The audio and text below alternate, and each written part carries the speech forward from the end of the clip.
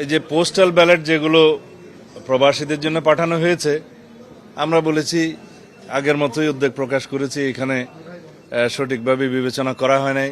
যারা এই postal ballot প্রণয়নের কাজে ছিল এবং প্রেরণের কাজে ছিল বা এগুলোর বিষয়ে যারা দায়িত্বপ্রাপ্ত ছিল তাদেরকে ব্যাখ্যা দিতে হবে, ইলেকশন কমিশনকে ব্যাখ্যা দিতে হবে। এবং এখন যে সমস্ত পোস্টাল ব্যালটগুলো আপনারা দেখছেন বিভিন্নভাবে সোশ্যাল মিডিয়াতে ভিডিও আকার আসছে, এক একটা বাসায় 200-300 করে ব্যালট পাওয়া যাচ্ছে, কোথাও কোথাও জব্দ করা হচ্ছে, কোথাও কোথাও এখনই ভোটিং শুরু হয়ে গেছে, যেটা 22 তারিখে হওয়ার কথা, এবং কোথাও কোথাও বলছে একজনের নাম্বার দিয়ে আরেকজনের পোস্টাল ব্যালট গ্রহণ করছে। এইভাবে অনেক কিছু অনিয়ম হয়েছে। যেহেতু বাংলাদেশে প্রবাসীদের ভোটদানের এই নিয়মটা এই প্রথম এক্সারসাইজ হচ্ছে, এখানে কিছু ভুলভ্রান্তি থাকতে পারত, তবে যে ভুলভ্রান্তিটা হচ্ছে এখানে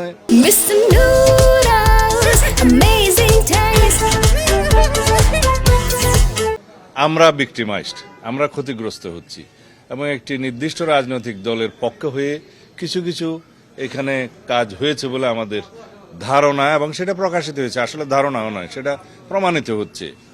তা এখন আমরা বলেছি এই বিষয়ে আপনাদেরকে পরিষ্কার ব্যাখ্যা দিতে হবে। এই প্রবাসীদের কাছে যে সমস্ত ব্যালট পাঠানো হয়েছে, কিভাবে পাঠানো হয়েছে, তারা কিভাবে ভোট দিবে, ওখানে কিভাবে স্ক্যান করবে, আর এক জায়গায় যদি 200-300 ব্যালট পাওয়া যায় সেক্ষেত্রে কি ব্যাখ্যা দিবেন, পররাষ্ট্র মন্ত্রণালয় কী ব্যবস্থা নেবে, এই সমস্ত বিষয়ে আমরা আলাপ করেছি। তারা তাদের ব্যাখ্যাটা দিবেন আপনাদের কাছে। আমার মনে হয় আজকেও দিতে পারে, কালকেও দিতে পারে, তাদের সময় মতো দিবেন।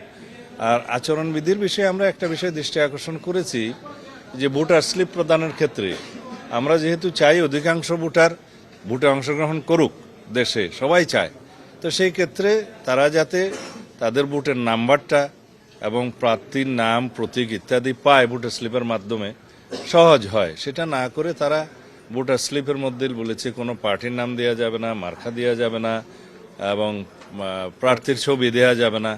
এগুলো আমরা বলছি পুনর্বিবেচনা করা দরকার। আচরণবিধি যেহেতু ইলেকশন কমিশন নিজেরাই এটা পরিবর্তন করতে পারবে, সুতরাং এই বিষয়টা বিবেচনায় নেয়া।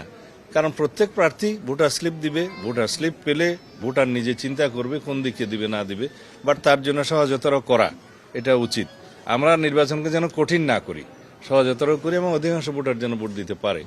আরও দুই একটি বিষয় আমরা আলোচনা করেছি, সেটা প্রেসে বলা ঠিক হবে না। আমার মনে হয় আমাদের উদ্যোগগুলো আমরা জানিয়েছি, আলোচনা করেছি।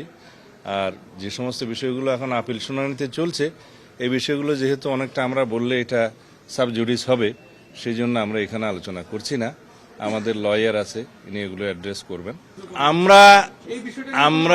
আমরা পরিষ্কারভাবে বলেছি আগে, নির্বাচন কমিশনের অনুরোধে আমাদের মাননীয় চেয়ারম্যান জনাব তারেক রহমান সম্মান দেখিয়ে তার সফর স্থগিত করেছেন, এবং সেই সফরটা রাজনৈতিক সফর ছিল না, নির্বাচনী প্রচারণার উদ্দেশ্যও ছিল না।